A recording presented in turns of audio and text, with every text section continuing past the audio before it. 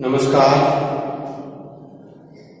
सेठ श्री सूरजमल तापड़िया आचार्य संस्कृत महाविद्यालय जसवंतगढ़ के ज्ञान विविधि चैनल में आपका स्वागत है। आज हम पढ़ेंगे कक्षा 8 का अध्याय घर्षण।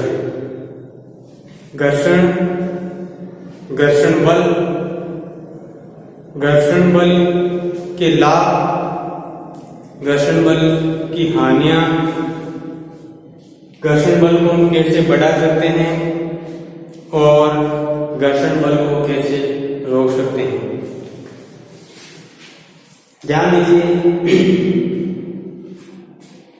वास्तव में घर्षण होता क्या है और घर्षण क्यों आवश्यक है। घर्षण देखिए, किसी दो सतह या दो पृष्ठों के मध्य लगने वाला एक प्रकार का बल है जो हमेशा जो हम बल लगाते हैं घर्षण उसका विरोध करता है। जैसे मान लीजिए कोई वस्तु है तो उसके ऊपर हम बल लगा रहे हैं, वस्तु को हम गति दे रहे हैं, तो एक प्रकार का ये वस्तु और पृष्ठ के मध्य एक प्रकार का बल लगेगा। जो बल होता है घर्षण बल, और घर्षण बल हमेशा उस गति का विरोध करेगा। ध्यान दीजिए, यदि घर्षण नहीं होता है या घर्षण बल नहीं होता है या घर्षण बल अपना विरोध नहीं करता तो जो वस्तु अगर गतिशील हो गई या गतिशील है तो वो हमेशा के लिए गतिशील ही रहती, और जो वस्तु स्थिर है वो हमेशा स्थिर ही रहती। ध्यान दीजिए, घर्षण बल क्या होता है।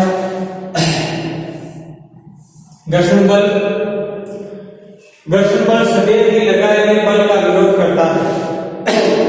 दो पृष्ठों के मध्य पाया जाने वाला घर्षण बल होता है, और जो बल हम लगाते हैं उनका हमेशा ही विरोध करता है घर्षण बल। देखिए, घर्षण संपर्क में रखे दो पृष्ठों के बीच सापेक्ष गति का विरोध करता है। यदि दो पृष्ठ हैं और उनके बीच घर्षण बल पाया जाता है, हम किसी एक पृष्ठ को बल दे रहे हैं तो घर्षण बल उनका विरोध करेगा, उस गति का विरोध करेगा। यह दोनों पृष्ठों की प्रकृति पर निर्भर करता है। घर्षण बल दो पृष्ठ है, उन दोनों पृष्ठों की प्रकृति या नेचर पर निर्भर करता है। नेचर से यहाँ तात्पर्य है कि दोनों पृष्ठों के मध्य कैसी अवस्था है, दोनों पृष्ठ चिकने हैं या दोनों पृष्ठ खुरदरे हैं, इनके मध्य घर्षण बल निर्भर करता है। यदि दोनों सतह के मध्य या बीच का जो क्षेत्र है या मध्य का जो पृष्ठ है वो चिकना है तो घर्षण बल हमेशा ही कम होता है। ध्यान दीजिए, और यदि दोनों पृष्ठों का जो मध्य का क्षेत्र है वो खुरदरा है तो घर्षण बल हमेशा ही अधिक होगा। सामान्यतः बोलचाल की भाषा में हम ये कहते हैं कि हम घर्षण बल को कम करने के लिए हमारे दैनिक जीवन में बहुत सारे उदाहरण हैं। जैसे जो भी वाहन है, 2 व्हीलर या 4 व्हीलर, उनमें जो हम रिंग होती है, बेरिंग होती है, उस बेरिंग के अंदर जो बॉल बेरिंग या छोटी छोटी गोलियां हम काम में लेते हैं, वो काम में लेते हैं कि घर्षण बल कम हो और उसका राउंड आसानी से हो जाए। इसके अलावा हमने साइकिल का जो पहिया देखा या 2 व्हीलर या 4 व्हीलर, उसमें हम ग्रीस काम में लेते हैं या ऑयल काम में लेते हैं। ऑयल ग्रीस इसलिए काम में लेते हैं कि जो उनके कलपुर्जे हैं उन कलपुर्जों में ऑयल या ग्रीस की वजह से घर्षण कम हो। तो जो बॉल बेरिंग है, छोटी छोटी गोलियां भी काम में ले रहे हैं या स्नेह तेल आदि काम में ले रहे हैं, तो वो हमेशा घर्षण को कम करने के लिए हम काम में लेते हैं। और घर्षण से हमेशा यह भी ध्यान रखना है कि घर्षण से हमेशा ऊष्मा भी उत्पन्न होती है। जैसे हमने सर्दियों में देखा कि हम अधिक हाथों का यूज करते हैं, तो ये एक प्रकार का हम घर्षण कर रहे हैं और घर्षण करने से ऊष्मा उत्पन्न होती है। हमारे दो पृष्ठों के मध्य आवेश बढ़ेगा और आवेश के कारण से ऊष्मा बढ़ती है। ये एक प्रकार का घर्षण है। देखिए, दोनों पृष्ठों की प्रकृति पर निर्भर करता है। दिए गए पृष्ठों के युगल के लिए घर्षण इन पृष्ठों के चिकनेपन की अवस्था पर निर्भर करता है। यदि दो पृष्ठ, मान लीजिए युगल का मतलब जोड़ा, यानी दो पृष्ठों का जो जोड़ा है उसके बीच का क्षेत्र चिकना है तो घर्षण बल हमेशा कम होगा, और बीच का क्षेत्र हमेशा खुरदरा है तो घर्षण बल हमेशा अधिक होगा। घर्षण इस बात पर निर्भर करता है कि दो पृष्ठ एक दूसरे को कितने बलपूर्वक दबाते हैं।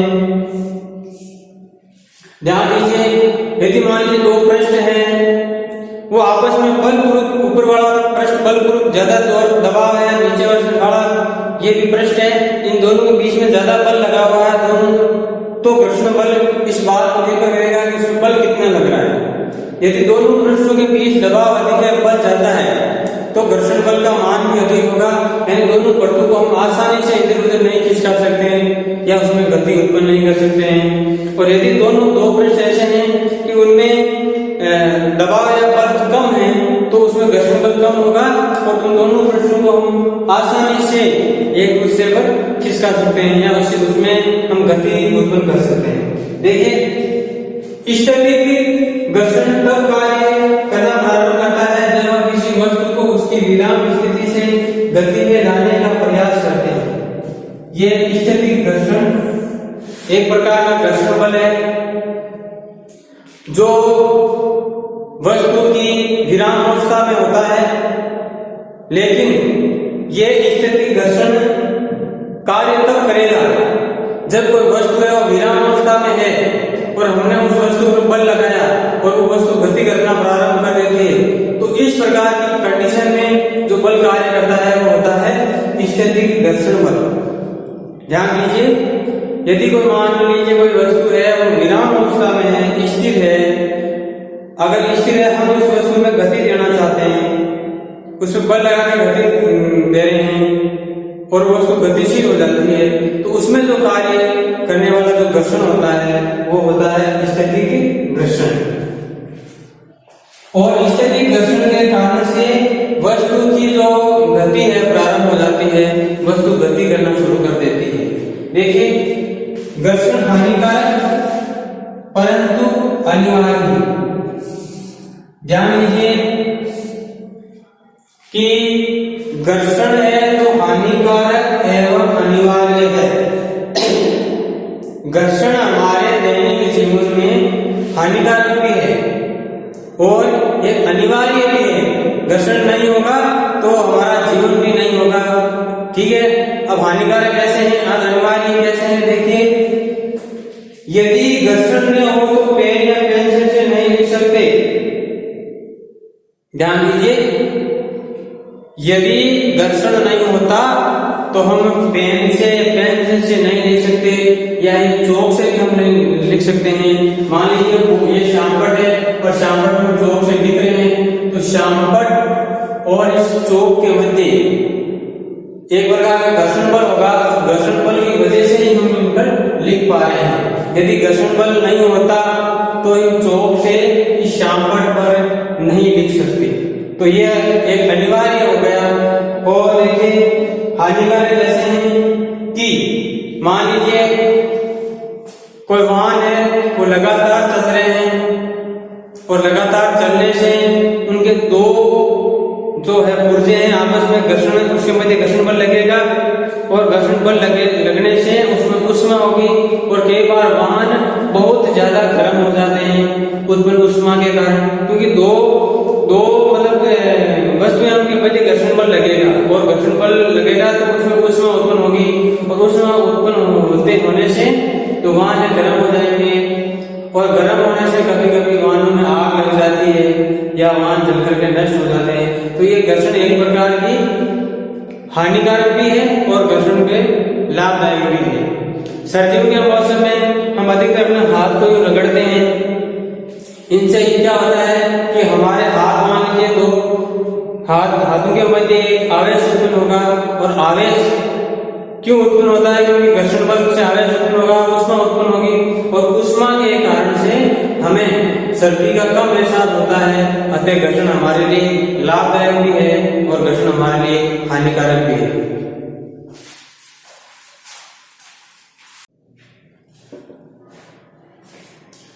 ध्यान दीजिए, अब हम घर्षण का विस्तार से अध्ययन करेंगे कि घर्षण वास्तव में क्या होता है। आपने ट्रैफिक सिग्नल या कार ट्रक चालक को अपने वाहन को मंद करते हुए देखा होगा।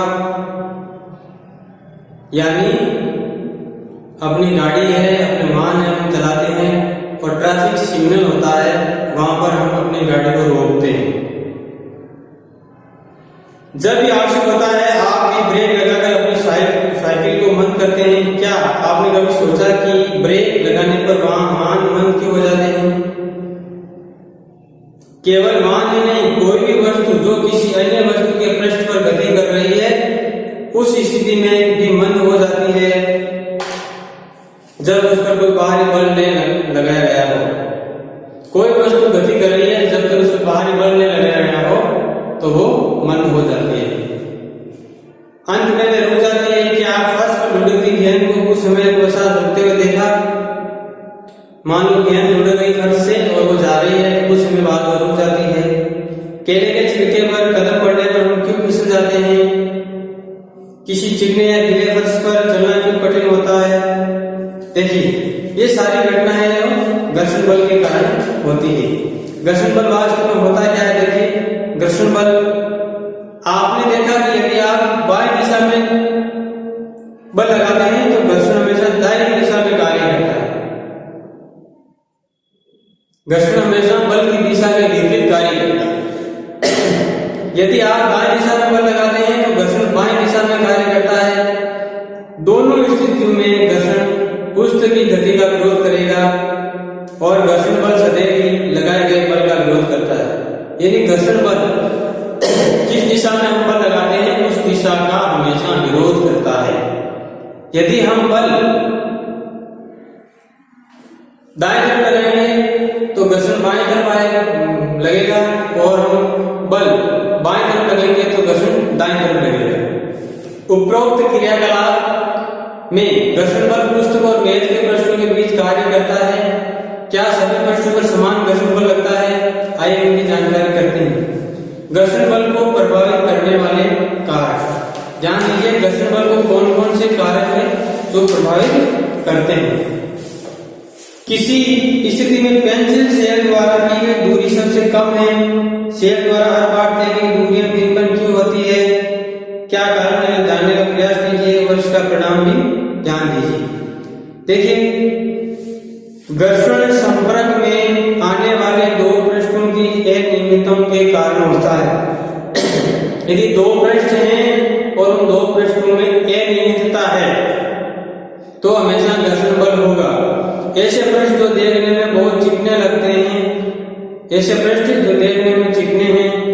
उनमें भी बहुत सारी सूक्ष्म अनियमितताएं होती है। दो पृष्ठों की अनियमितताएं एक दूसरे के भीतर धंस जाती है। जब हम एक पृष्ठ पर दूसरे पृष्ठ की गति करने का प्रयास करते हैं तो हमें इसे अंत्य बंधन पर पार पाने के लिए कुछ बल लगाना पड़ता है। खुरदरे पृष्ठों पर अनियमितताएं अधिक संख्या में होती है। अतः यदि पृष्ठ रुक्ष हो तो घर्षण बल अधिक होगा।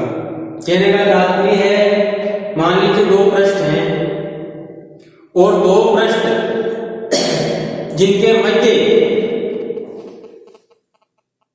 चिकने हैं या मध्य भाग चिकना है, खुरदरा नहीं है, तो घर्षण बल हमेशा कम होगा। और दो पृष्ठों के बीच का मध्य भाग चिकना है, चिकना नहीं है, खुरदरा है, तो घर्षण बल हमेशा ही अधिक होगा। अतः घर्षण बल को बढ़ाने के लिए हमेशा खुरदरे पृष्ठ का होना जरूरी है और घर्षण बल को कम करने के लिए दो पृष्ठों के मध्य हमेशा चिकने जगह होना जरूरी है। दो पृष्ठों के बीच अनियमितताओं के अंतःबंधन के कारण घर्षण होता है। ध्यान दीजिए, इस पेज से कि यदि पृष्ठ को बलपूर्वक दबाए तो घर्षण में वृद्धि हो जाएगी। इसका अनुभव आप किसी भी चटाई को उस समय खींच कर सकते हैं जब उस पर कोई व्यक्ति नहीं बैठा हो तथा जब कोई व्यक्ति उस पर बैठा हो। यदि कोई वस्तु है और उसके ऊपर दाब ज्यादा है तो घर्षण बल ज्यादा होगा और दाब कम है तो घर्षण बल कम होगा।